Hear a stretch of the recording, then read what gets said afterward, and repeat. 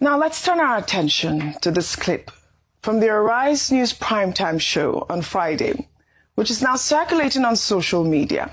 In the clip, the national leader of the Zenith Labour Party, Dan Nwanyangu, vividly recalled the time when he and President Bola Ahmed Tinubu visited the late MKO Abiola when he was in a Lagos hospital. But during one of those visits, Abiola told Nwanyangu that one of the reasons he wanted to be president was because of an emotional encounter with the chief surgeon at a London hospital who happened to be Nigerian.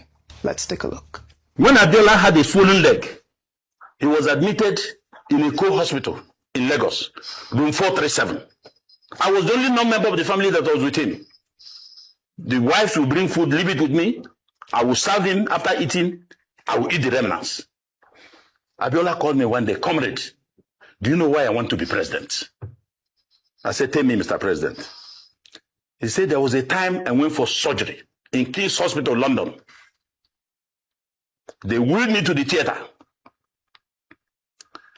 6 doctors were in the room, 3 on my right, 3 on my left. They're all white people.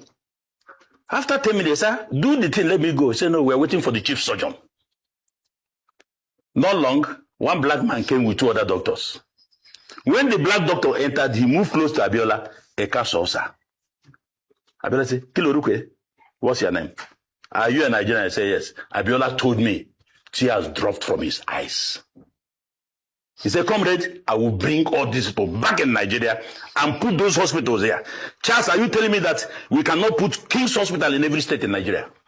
Are you telling me we cannot put these hospitals here? They have stolen the money for the hospitals from the center. You are selling on you, we are not seeing the money. In the past, how many years today?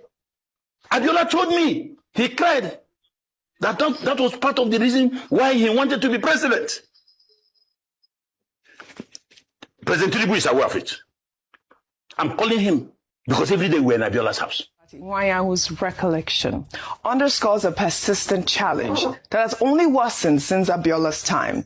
Nigeria's healthcare crisis is driven by systematic corruption.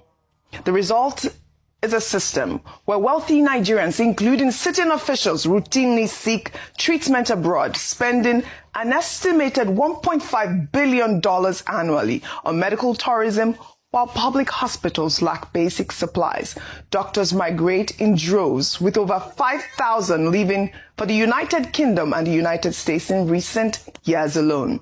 The irony identified, which is skilled Nigerian surgeons thriving overseas while their homeland suffers, remains Nigeria's most damning indictment. Your thoughts? Okay, very quickly and briefly, Dan Nwanyangu, what are the points? One, Dan Nwanyangu obviously is an Igbo man, but this was an Igbo man who was left alone to stay with Bashorun MKO Abiola in hospital by his family. He was the one who would present the food to him and then stay with him and look after him.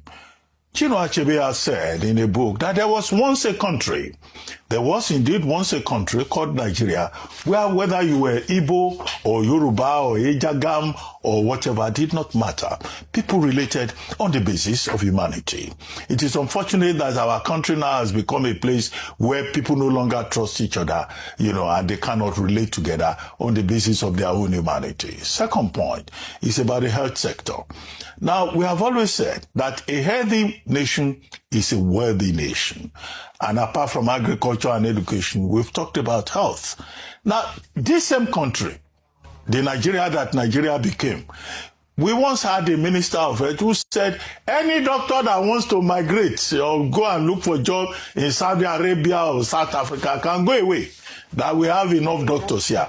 But the reality is that we do not have enough doctors in a country that has the highest maternal mortality and infant morbidity rate in the world. So, health is important. That's the other message that Nwanyangu was pointing out.